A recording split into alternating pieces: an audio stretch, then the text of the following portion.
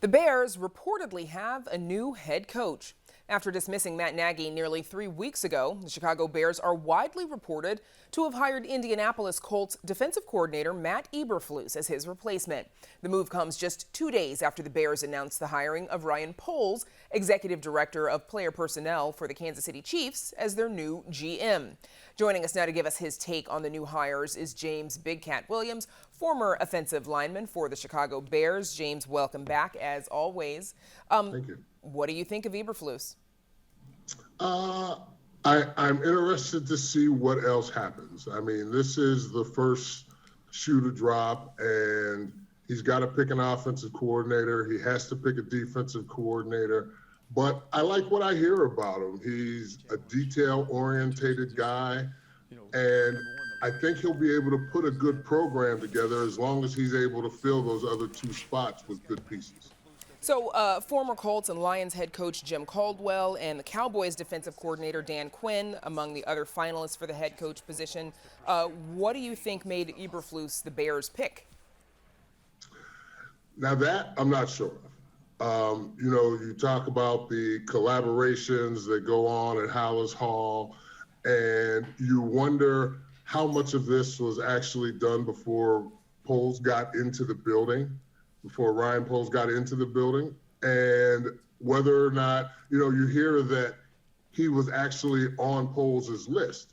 So you have to think that him being on Poles' list, the Bears liking him a little bit, and them being able to combine and have a vision that, coming from Indianapolis, a guy coming from Kansas City, two good organizations. Now, if you can combine their thought process and form the Bears in a similar situation, you're doing something good.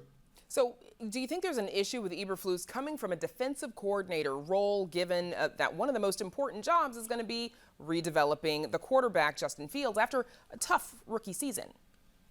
No, I think it's actually a good thing. I think that with Eberflus's background as a defensive coordinator, it's going to slow down the offense a little bit because he's going to want to focus on the defense.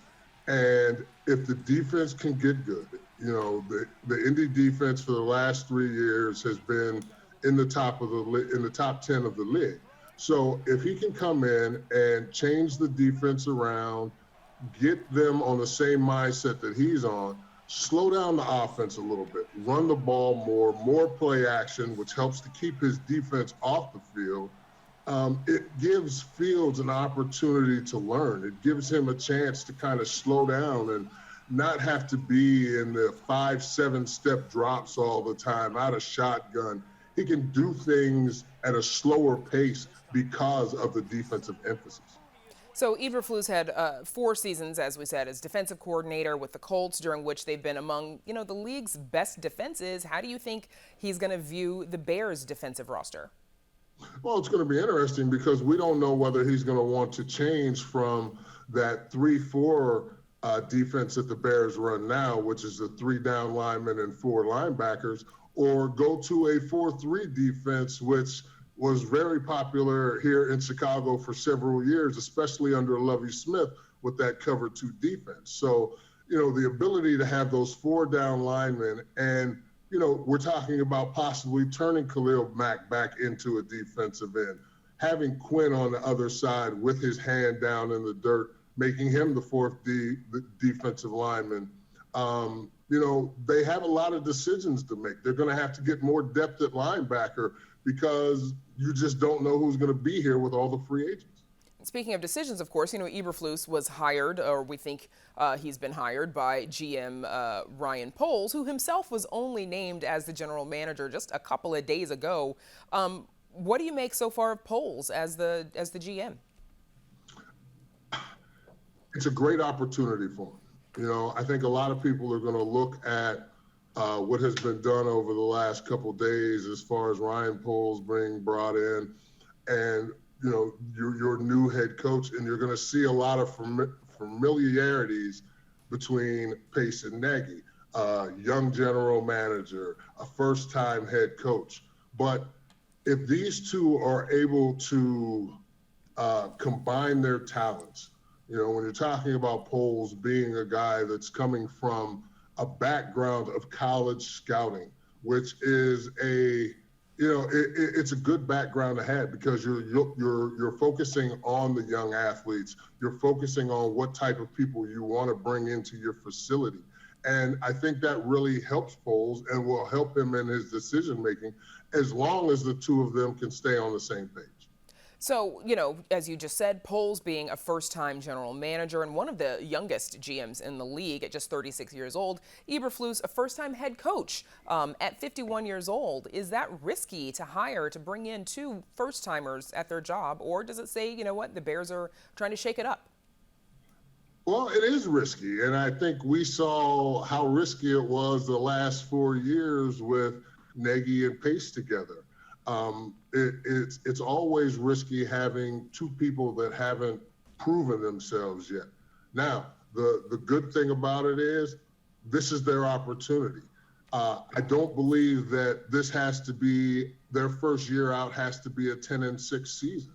I think if they're an 8-9 team or a 7-9 team, but you're seeing improvements, you're seeing a team that has been gutted from the inside out. And I don't know if you want to call it a total rebuild, but you're going to have to rebuild certain parts of this team and organization, and it's going to take some time to do that.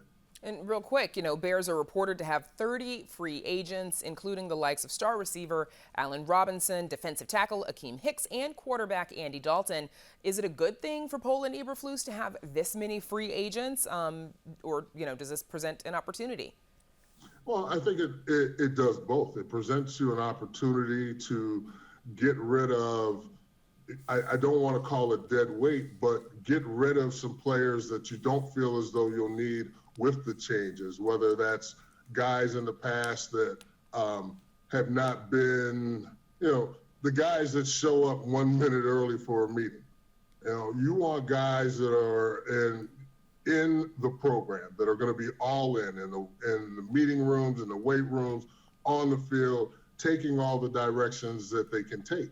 And with this group of free agents, it's going to be interesting to see, like Akeem Hicks, with the problems that they had at the end of the season, were those Akeem Hicks and the coaches at that point in time's problems, or were the Akeem Hicks and the organization problems? Right, certainly.